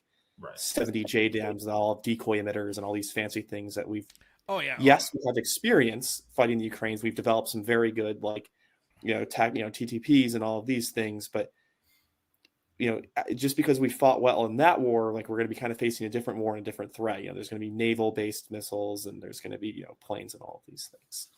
Well, I think going back to what Tom was saying too is like I couldn't even imagine, like when I watched on video very clearly an American-made Bradley just totally fuck up a T-90. And, Right, yeah. And it was one of those. I mean, think about it. If you were to go back to tell somebody that was standing on the line from the 11 ACR, like you were saying, like, or your father, and you were to tell your dad, "Hey, man, there's a Bradley, Dad, that's lighting up a T-90 that we all, everyone freaked out about T-90. Everyone thought it was, and here's a Bradley just handing it its ass, and you're like, dude, how? I mean, that's like a surreal picture to begin with. An American Bradley destroying a Russian tank that we kind of feared, and that brings up a good question. Did you think that our intel kind of like at this point, I don't want to say is humbling itself a little bit, but more so, okay, maybe we got it wrong on some of the capabilities of Russian equipment? So certainly in the, are you saying present day, like currently that's the case, or in the book? Well, you can say both. I mean, yeah, you kind of say both if you want. I mean, but certainly in our current timeline, I think that it's the majority of the world probably overestimated the Russian military pretty heavily prior to the Ukraine conflict. What the actual, what people like yourself in the year 2020, like, a cyber operator or people really in the know would have told you. I can't say. Certainly I could say my friends and myself in 2019 and 2021 in UCOM 1, we never thought that there was even a remote possibility that there would be a real hot war in Europe between Russia and Ukraine or anybody. But I remember us thinking that, like, no, the Russians are legit, man. Like, they're not wasting time doing, cyber awareness. They're really doing the thing. Like, they're a real serious force. I will give credit to my battalion commander at the time. He really did think that Russia was going to invade Ukraine, and he was pretty spot on with the timeline. But for the most part, we didn't think it was possible, and we, us just not really in the know, certainly overestimated Ukraine. But it seemed like once the actual war started happening, that the U.S. intel system was pretty spot on with what the Russians were going to do and when. I mean, we were giving if I remember correctly, back in February 2022, like, the whole rest of the world was kind of calling us meaning the United States, like alarmists. Yes. Yep. For saying they're like, nope, they're going to do it. They really made up their mind. They're really going to do it. And then they really did it. And then even in our book, we have kind of nods to that, like, the U.S. intel system seems to have infiltrated, whatever the Russians are doing more than they've actually, I don't want to say more than they've done to us, but enough to where, like, there's definitely some predictions that can be made ahead of time before they make their decisions. John, did you ever think that too? That are in, as far as, well, in reality right now, that we would ever see American equipment just lighting up Russia, stuff like that? Like, no, I mean, it is pretty crazy. It's like, you just think of these battlefields and, like, it's just like we're reading about the Battle of Kursk and it's I mean, it's almost sad, right? Because, like, it's talking like World War I, there was a shell shortage, and that was like a big concern in 1916, and now it's like modern day there's a shell shortage. I'm like, really like to be focused on, like, going to Mars and expanding, but instead we're back in 1916 where we're desperately hoping we can produce enough shells to it's pretty great. I think something too I always thought was kind of interesting, like how the US looked at Russia was like our posture in Europe was, so like before February 2022, before the invasion, it was there's exercise stuff, but like there wasn't really a curfew. You could kind of go out and do things. And then after 2022, like, at least, oh God, it got very strict, like, where you have to prep. And I always thought it was kind of funny because it was like, okay, we were kind of relaxed before 2022, and the expectation was the Russians would just take Ukraine in a day, and then they'd be in Berlin in 5 days. And I was like, so we're relaxed when we think they're like the ultimate threat. And then when we see them, like, staggering and, just one painful mile at a time, slogging their way through Ukraine, suddenly it's like, we got to get ready. And I understand that part of the logic is, like, we also didn't believe they'd actually do it. Now it's yeah, they're not the threat that, the pure force maybe that we thought they were, but it's like, they're willing to do that. And that in itself is a very powerful thing, because, NATO, for all of our economic and military might, like, we're kind of a clumsy, we're clumsy, and, like, the Russians are able to act kind of as, through Putin's will, they're able to do things and move things around faster, where it's like, we're a bit more like I had a friend tell me that they're not, we don't know if we want to call them a near peer force, but he called them more of a nuisance peer force. Like they could do damage, but they're not as near peer as we thought they were, especially at this point, since they've been attrited so much by the Ukrainians. But yeah, and now somebody just made in the comments they're using criminals and North Koreans now. Yeah, that's, I mean, it'd be a part of the, you know, like the would you have ever guessed in 1986? Like, you know, part of that. Would you have, you know, a Bradley and a Leopard fighting side by side against North Koreans in Kursk, Russia? Like, yeah, yeah, exactly. How could you have ever imagined that? So in our timeline though, in the book, we have the Russians spend a good amount of time. So we have an uneasy peace be declared in Ukraine and in I think the early part of 2026 in our timeline, or the later part of 2025. And then the Russians in our timeline spend a good amount of time hardening their military. You know, they use the North Koreans, the Chinese help them, and they really kind of take lessons learned, you know, revamp a bunch of equipment. So by 2033 in our story, they're much closer to a near peer. And then even the idea of like that they'd be a nuisance force is like maybe, but I don't think it would look like the Gulf War. Like I don't think it would be quite this like one-sided, absolute just beat down. Well, I think my friend was talking about how the fact that they're not as formidable as what we thought they were, but they still had the capacity to fucking lay some damage. I mean, more like, I mean, I think I just kind of chuckled the way he said it because we're still, I mean, we're always going to be higher when it comes. We see that their armor is not as good as we thought it was going to be. Some of their advanced armor is not going to be. Their brute force EW stuff sucks. As we saw, they're the only thing that I really see more of the nuisance stuff, and I think this is what he was referencing, was the drone side of the house. Is that now the FPV drones and now the little quadcopters doing what they're doing is that I think is more we're kind of equal on. Yeah, I think that's probably so. That's something we have to, we had to address in our book of like, how does the constant cat and mouse of EW versus drones going? So we give you one reference of an E4 perspective of they have the drone countermeasures get put on their Bradleys. And they just remembered as like, God, remember that day we had to wait in the motor pool for like 8 hours as those civilian contractors came around. It felt like NTC putting the miles gear on an NTC. Yeah. And you just wait there forever. And these guys would come and screw these things on. That's one of the, when the pacer items, we talk about the cannibalization of the maintenance efforts. Like that's so in our scenario here, part of what makes the pacer items are that the Bradleys and the Abrams have these EW systems on. So it's very important to keep as many of those up as possible. So you've got to, cannibalize as many of those things up because we cannot have a certain amount of those go down.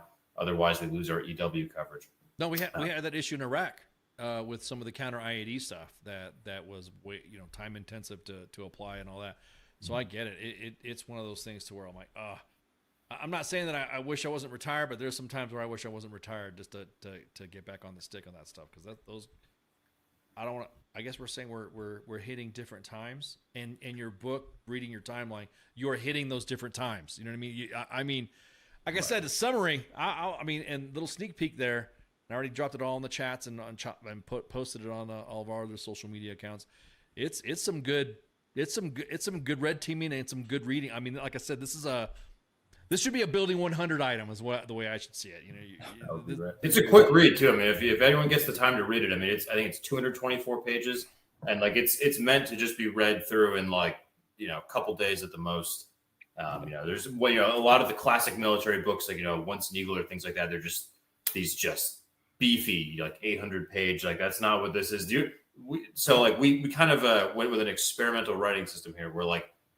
We don't give you any information that you don't need for the story to progress. Like you don't even know some of the main characters' first names. You don't know if they have families back home. It's only just Specialist Wojak is in Europe, and boy, is it cold and does it suck. And it just moves forward and just progresses with the story. There's really not much. There's very little lettuce in this. Yeah, no, you're right because Tom Clancy writes it that way. He writes right. Specialist Wojak is in the motor pool. A motor pool is an area where soldiers and big vehicles are on a cantonment, specifically vehicles, and he starts going on his inventory of what's in a freaking motor pool before he gets to the topic of, oh shit, we're getting invaded.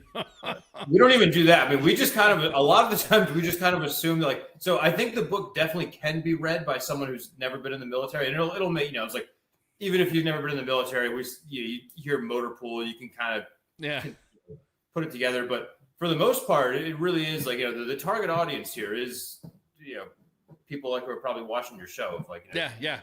Oh, a little bit of background in it, and then like exactly. Somebody said Special Swojak went to the red light district. Now, you know what? That's another thing too. That's a big bummer for me. He never does get to go on our book. Yeah, that actually. But in the opening scene, they kind of find out that Sergeant May they thought they were going to get a nice 3-day pass, right? And they're like, well, guess what? The Russians are also having a little field exercise, so it's canceled. And Wojak's like, oh, God, I was going to go on Tinder. I was going to try, and he doesn't get that. Maybe they get put on Idris status. Yeah. Yeah. Man. Yeah. Oh, man. Well, that's typical. You know, that's like a typical. Somebody asked, "Is U.S. Army WTF moments in the book?" No, that would have been a good. I think we probably would have felt like we had to get permission or something like that. Yeah, we were. No, that's funny, you know, because we have a lot of Special Swojaks as our audience anyway, so it's like it's kind of funny. It's kind of funny to see that. You know, most of the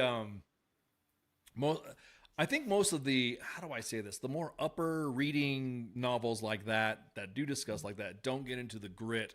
Like you starting off with Special Swojak and the interaction with the Sergeant Major to me is like that right there hits that everyone who's gone through the ranks, everyone's been a specialist if they've been enlisted or gone through green and gold.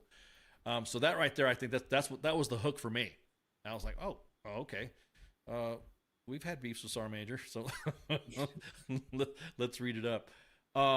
So, guys, thanks again for hanging out. John Pierson, Thomas Newman, Tom, dude, this is some great stuff. I've already dropped all the stuff in here in the chats. You can go on to the Amazon links that I've dropped in the comments at U.S. Army WTF Moments. And I think I dropped them all on the 2 Facebook pages and the 2 YouTube pages. And then I also shared them on Twitter as well. But again, thank you so much for coming out and shooting the breeze with us about this. Because it's a scenario that, I like you were saying, unless you've done it, unless you've been experienced it, this is a scenario. It's a pretty captivating. I mean, I think you probably don't even have to have any experience at UCOM to understand it. Hey, thank you so much, man. Yeah, I agree with that. You can. It's meant for people who, even someone who's never been in the military could probably read it through. Certainly don't have to have spent time in UCOM specifically. But hey, I really appreciate you having us on. Thanks to everybody who listened. I hope you guys enjoy the book if you get the time to read it. Yeah, definitely. John, you got anything to say? I don't want to cut you off. Yeah, no, thank you. We love commentary and reviews. Like our favorite reviews to get are when people like get almost challenged, like, well, what if they did have the XM7? It's like, oh, I could talk, like I could pick apart the book for days. I'd love to, so anything like that. What if they did have really good PSYOP guys or really good information? Yeah. What if you WTF wasn't?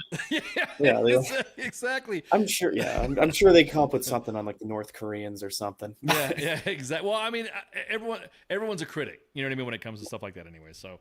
Yeah, but that's like we could love that kind of kind of feedback of like what what would have happened. That's what we wrote it for, basically. Right, and it's well into the times, right, into this world of 2024, 2025, 2026, and that's on fire right now. Have you guys got an audiobook done with this yet? Are you guys going to do an audiobook? We haven't yet. It's on, it's weirdly enough, this is just, it's not super relevant to the book, but you'd be surprised. That's actually, audiobooks are actually the least, that's like 10% of an author's sales are usually audiobooks. Ebooks, people buying the book like in a digital version, that's like 70% of what authors usually, what like customers usually want. So it's possible. We probably will in the future, or certainly with the next book too. Right. Now this is in hardcover and Kindle and paperback, right? Yes. Yeah. Okay, cool. All right, gents, hang out for a second with me when we finish here, and that way I can shoot the breeze with you and close out. All right, so John and Tom, thanks again. Atlanta Resolve, The War for Estonia. Make sure you check out them links and jump on Amazon or download it on Kindle. But this is definitely some good reads. So y'all have a good one, and like I said, I'll see you guys in the green room. We'll be right back. We're going to take a closeout break and then shots. Stand by.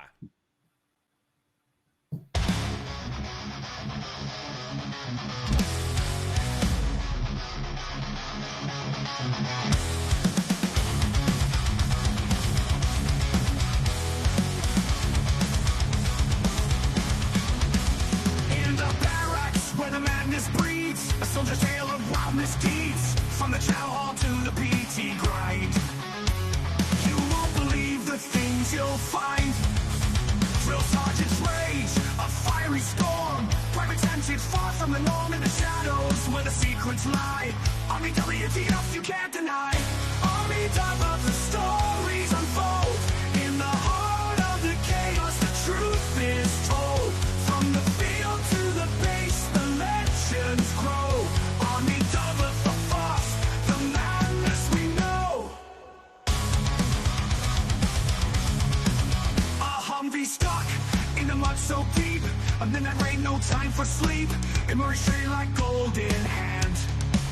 The strangest sights in this foreign land. Drill sergeants rage, a fiery storm. Private antics far from the norm in the shadows where the secrets lie. Army WTF, you can't deny. Army of the stories unfold. In the heart of the chaos, the truth is told. From the field to the base, the legends grow. Army of the force, the madness we know.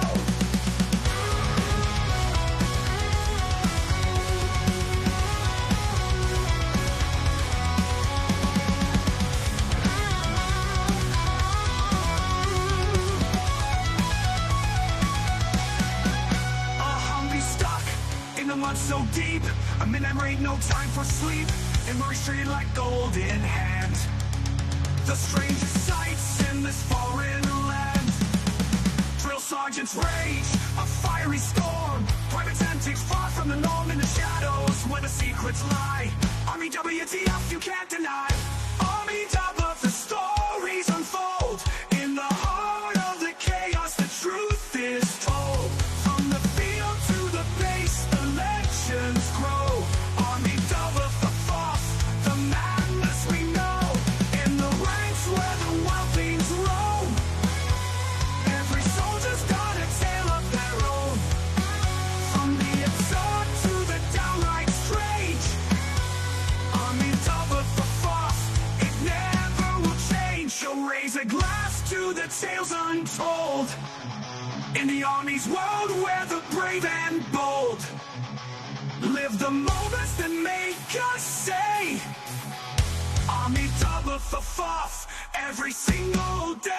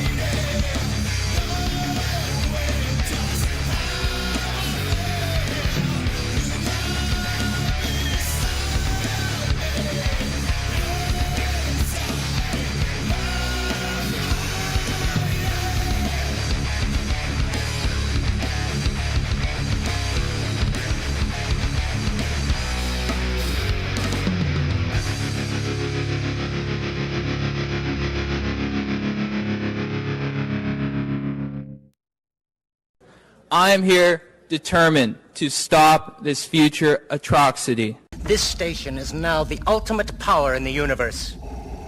I suggest we use it. The voice of U.S. Army, WTF Moments. This is WTF Nation Radio. I find your lack of faith disturbing. Everything stated on WTF Nation Radio is to be considered the opinion of the person that stated it, and not an official representation of WTF Nation Radio or U.S. Army WTF Moments. Price does not include tax, title, or license. Some assembly required. Each item sold separately. Batteries not included. Objects in mirror are closer than they appear. If conditions persist, contact a physician. Individual results may vary. Keep out of the reach of children. Avoid prolonged exposure to direct sunlight. Keep in a cool, dark place. And please enjoy the show.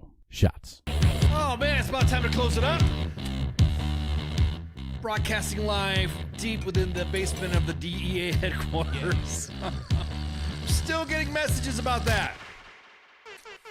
Yes, we'll provide you guys updates when it happens. Looking forward to seeing what other drama is going to come out of this, but there will be some.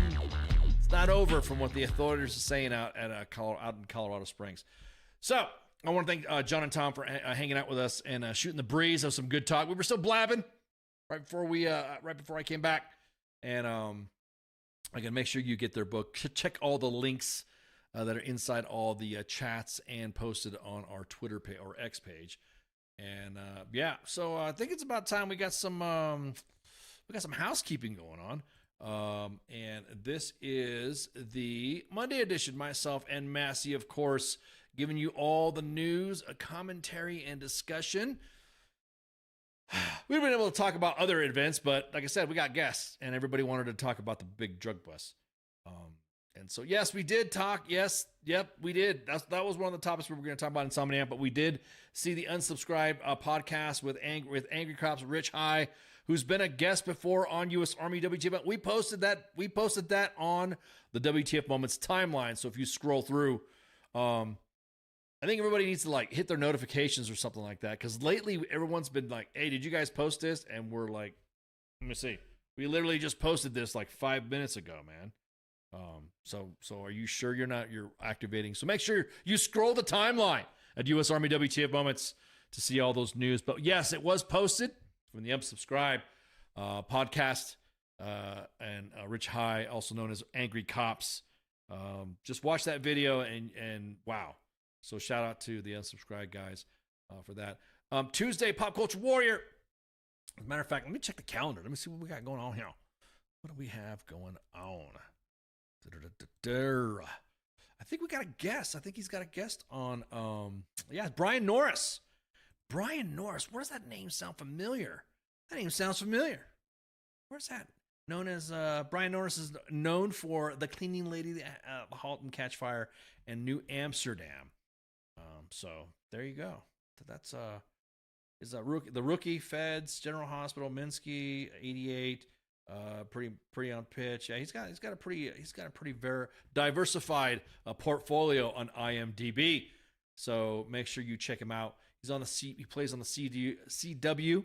So he's going to be a guest tomorrow for Pop Culture Warrior, also known as CQ, Michael Carrasquillo, with his angry crew of Mad Mike and Angry Elf. And then we got the Sorens on Wednesday. They don't have a guest. TZ and Radar for the Smoke Pit. And on Thursday, I have a very unique guest on Thursday. Thursday, I have a guest that talks about Army spouses, that talks about military wives, that talks about dependas. I'm just gonna fucking come out and say it. We're gonna be talking dependas on Thursday on Sergeant's Time. Even though it's Sergeant's Time, it's still funny. But we're gonna have Jenna Lum, author, Secrets and Lies of Military Wives. Oh yeah, there's gonna be a lot of I don't know. Is there gonna be some upset people? Who knows? But we're going to talk. We're gonna spill the tea. Talk about military wives, the dependas. I'm gonna say the graphic. Okay, hang on. Let me just. I'm gonna laugh. I'll laugh my ass off as soon as I fucking saw this graphic by our graphic artist. I was rolling. It definitely hit the penda thing. So here, Jenna Lum's gonna be my guest this week. Matter of fact, I'm gonna have another Dependa join us. I'm gonna have mom. I'm gonna have the station mom, WTF&R mom, Amy, join us because she's a Dependa. Oh man, I saw this book. Right, since we're highlighting books this week, I saw this book. I said, dude, get the hell out of here. Shut the front door. Get the hell out of here. There is no way that there is a spouse that's got a hippopotamus. We got to get this person on. So she's going to be joining us, Jen Alum, and so I'll be surrounded. I got 2 Dependas. I can't wait to hear the stories and hear the tea. Wondering if any of the stuff that we had to do with this. Curious. Because I know there's some stuff we post. Sometimes we don't like posting the Dependa drama, because that's why they have all the spouses pages, but we're not in pages. But this, I'm looking forward to this guest coming on, Jen Alum, on Thursday. It's going to be classic. It's going to be fun. Think about it. Look at that, man. It's going to be awesome. That's going to be for Thursday starting time. FTX, I don't know. The guy's going to have FTX this week because I think they had to skip out. So I don't know if there's going to be FTX. So we'll see. Saturday co-ops, weekend co-ops with Nemo, the crew at Valor Gaming, or maybe sometimes it'll be Stack Up or WTF Nation Gaming. And then on Sunday is the sports bar. What do you hear? What do you say? Being the coach. And of course, the actual King Smith doing all the bets and doing all the giveaways and stuff. Man, I was going to jump in and talk about the Shedeur Sanders, the NFL draft and all the drama behind that, but I was like, nah, I'll just let him go. That I'm happy my Raiders picked who they picked, so I don't care. Hopefully this year they won't suck. Go Raiders. At any rate, make sure you share, like, and follow. We're on 5 live platforms. We're flying, blah, blah. We're flying live on 5 different platforms. 2 YouTube pages at U.S. Army WTF Moments and WTF Nation Radio. 2 Facebook pages at U.S. Army WTF Moments and WTF Nation Radio. And X at WTF Nation Radio Live. We appreciate your patronage. Thanks for hanging out. And again, thanks, John and Tom, authors of Atlanta Resolve, for hanging out with us as well. So that, y'all have a good night. See ya. Shots. Hey, this is SEAC retired John Wayne Troxel. You're listening to WTF Nation Radio, the station of choice for all of the badass MFers on the planet. The voice of U.S. Army, WTF Moments. This is WTF Nation Radio.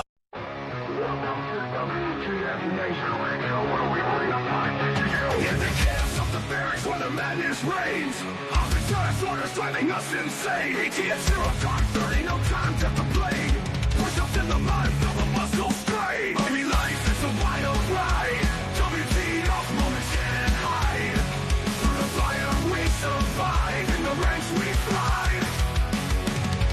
It's WTF moments in the Army's grind. Through the blood and sweat we find our kind. In the chaos and the fire we stand aligned. Warriors forged in the battle's bind. Hilltops in the desert, sandstorms in our eyes. Memories for breakfast, no room for lies. Rocket marches through the night under starless skies. Brothers and sisters, we rise. Army life is a wild ride. WTF moments can't hide. Through the fire we survive. In the ranks we thrive. It's WTF moments in the Army's grind. Through the blood and sweat we find our kind. In the chaos and the fire we stand aligned. Warriors forged in the battle's bind.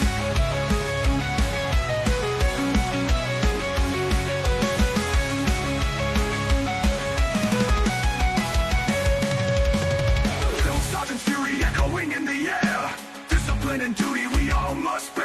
Battle bodies by our side in the fight we share. In the face of danger we dare. Army life, it's a wild ride. WTF moments can't hide. Through the fire we survive. In the ranks we thrive.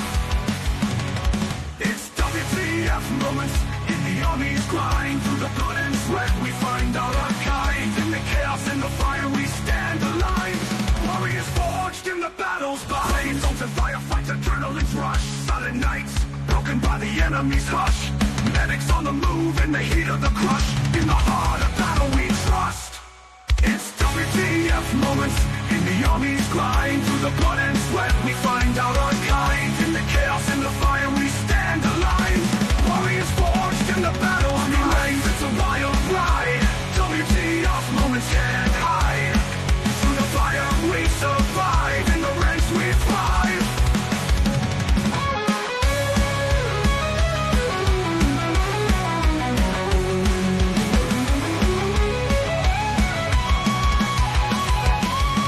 Homecoming's bittersweet, memories in our mind. Brothers lost but never left behind. Army WTF moments in the stories we find. In the Army's embrace, we're forever entwined. It's WTF moments in the Army's grind. Through the blood and sweat we find out our kind. In the chaos and the fire we stand aligned. Warriors forged in the battle's bind. Through the smoke and the flames we rise again. In the heart of the storm we find our zen. Battle buddies by our side, our men. In the Army's legacy we transcend.